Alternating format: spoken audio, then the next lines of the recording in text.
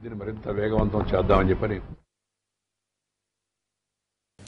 రాజకీయాలు ఎలా ఉన్నా తెలంగాణ రాష్ట్ర అభివృద్ధి కోసం కలిసి ముందుకెళ్తామన్నారు కేంద్ర మంత్రి వెంకయ్యనాయుడు. పట్టణాభివృద్ధికి సంబంధించి ఢిల్లీలో వెంకయ్యను ప్రత్యేకంగా కలిశారు మంత్రి కేటీఆర్. పలు అంశాలు చర్చించారు.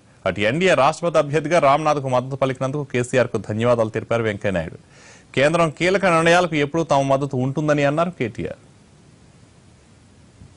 అభివృద్ధిని మరింత వేగవంతం చేద్దామని చెప్పని అనుకోవడం జరిగింది. కలిసి పనిచేయాలి అభివృద్ధి సంబంధించి రాజకీయాలు ఎట్టున్నా కూడా.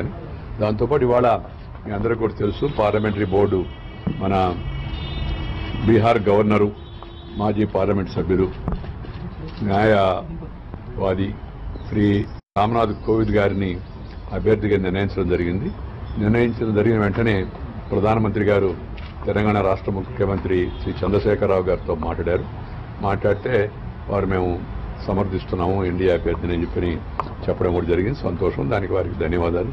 అదేవిధంగా ఆంధ్రప్రదేశ్ ముఖ్యమంత్రి కూడా మాట్లాడారు. ఆంధ్రప్రదేశ్ ముఖ్యమంత్రి అంతకుముందే ప్రకటన చేస్తున్నాడు, ప్రధానమంత్రి ఏదైనా తీసుకుని దాన్ని సమర్థిస్తామని చెప్పని. దాంతోపాటు మిగతా రాష్ట్రాల ముఖ్యమంత్రులతో కూడా ప్రధానమంత్రి గారు బీహార్ ముఖ్యమంత్రితో, ఒరిస్సా ముఖ్యమంత్రితో, తమిళనాడు ముఖ్యమంత్రితో కూడా మాట్లాడారు. అలాగే కాంగ్రెస్ అధ్యక్షురాలు సోనియా గాంధీ గారితో, అలాగే మన్మోహన్ సింగ్ గారితో మాట్లాడడం కూడా జరిగింది. నేను కమ్యూనిస్ట్ నాయకులతో, సిపిఐ నాయకులతో ఇప్పటికే మాట్లాడాను. సిపిఎం నాయకులతో మాట్లాడడం కోసం ప్రయత్నం చేస్తున్నా. అలాగే ఎన్సీపీ నాయకుడు శరద్ పవార్ గారితో మాట్లాడాను. అలాగే ప్రధానమంత్రి గారు ఎన్డీఏ ప్రముఖులైన బాదల్ గారితో కూడా మాట్లాడడం జరిగింది. పార్టీ అధ్యక్షుడు శ్రీ అమిత్ షా గారు మిగతా భాగస్వామ్య పక్షాలన్నింటితో ముందే చర్చించారు. వాళ్ళందరూ కూడా ఎన్డీఏ అభ్యర్థిని బలపరుస్తామని చెప్పున్నారు. అందువలన ఎన్నిక నా విజ్ఞప్తి అంటే I appeal to all political parties. We had enough consultation.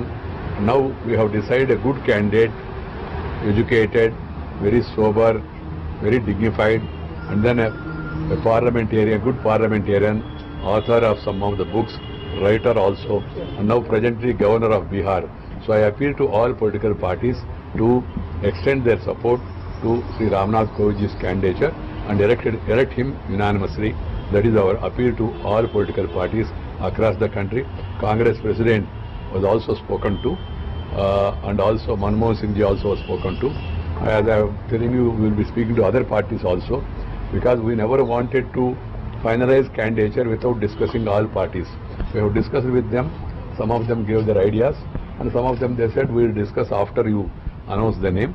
Now that the name is announced,